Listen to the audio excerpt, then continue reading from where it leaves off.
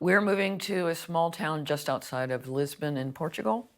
And I guess the most positive motivation is that my husband and I have reached an age where we think we have one more adventure left in us. And it seemed more exciting and challenging to go somewhere new than to last out our final years in a place that we've become, if anything, too comfortable in. It's because you're too comfortable or because you've become uncomfortable in Britain? Well, it's a combination. I am distressed with what's happening to Britain, and first off, I should tell you that the idea of leaving here really tears me up. I've been here the vast majority of my adult life. My feelings about the country are strong, though that also means that my criticisms of the country are strong. So, you're right that I've been up to my neck in the culture wars here, but I also get a little sick of it.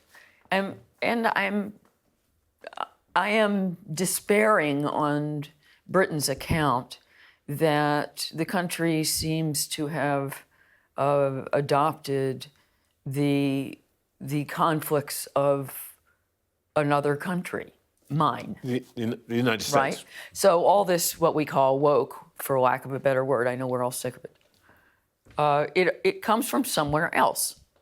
And I think that's undignified, and honestly. Okay. Come up with your own screwed up ideology.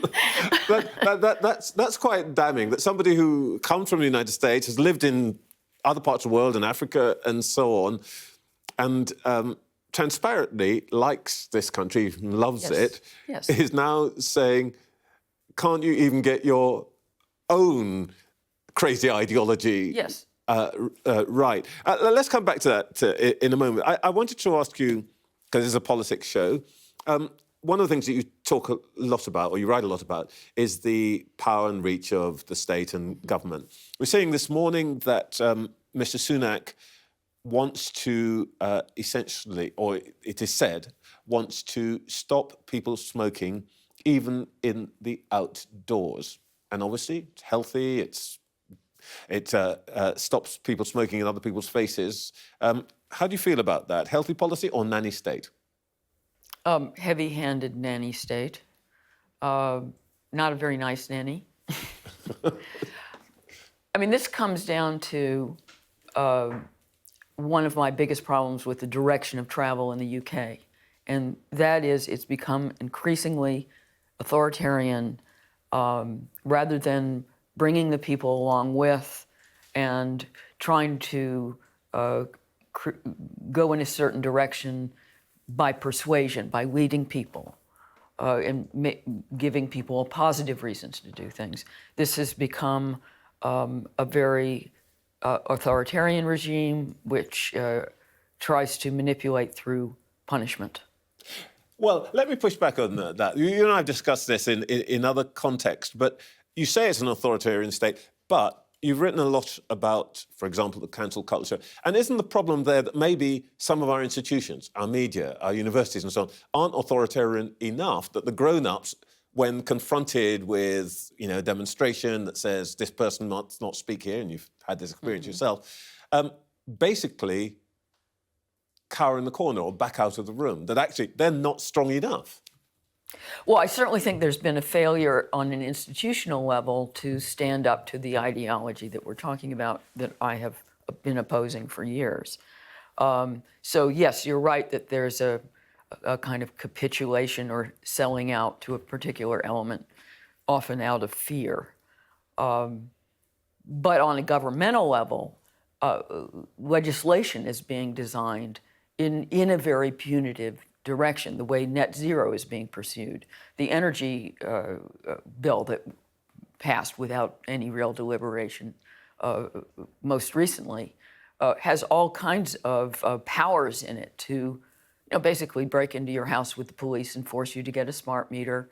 They connect and with the power to put you in jail for up to a year if you don't comply with the new environmental regulations. And these are just householders. We're not talking about people who run companies or something. This is the way things are done. And we're a long way from Putin or anything, aren't we?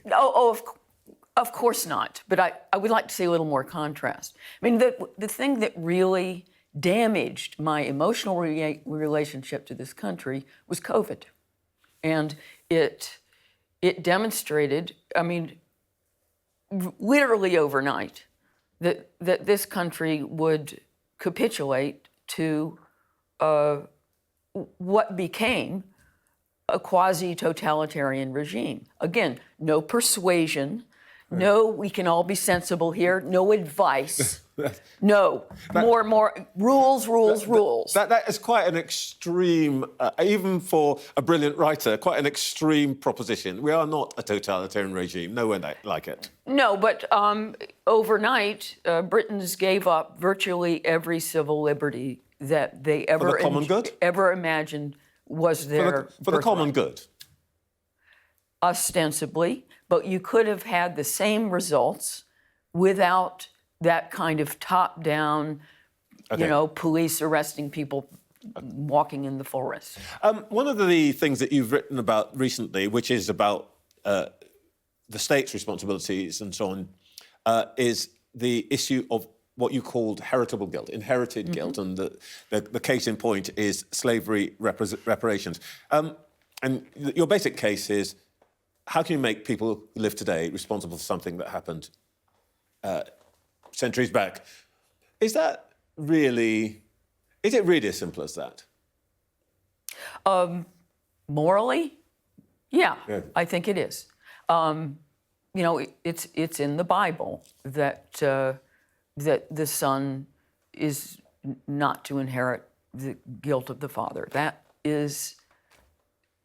used to be a fundamental Christian principle, and I think that we've lost it.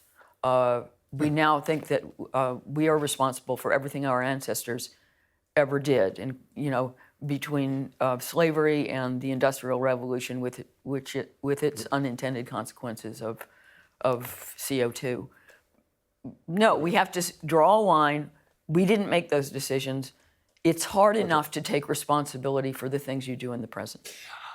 I wish we could talk much more, and I hope, actually, you'll be coming back to us from Portugal from time to time. Indeed. And we'll see you on the show again. I hope so. Lionel Shriver, thank you very much indeed. Pleasure to talk to you, Trevor.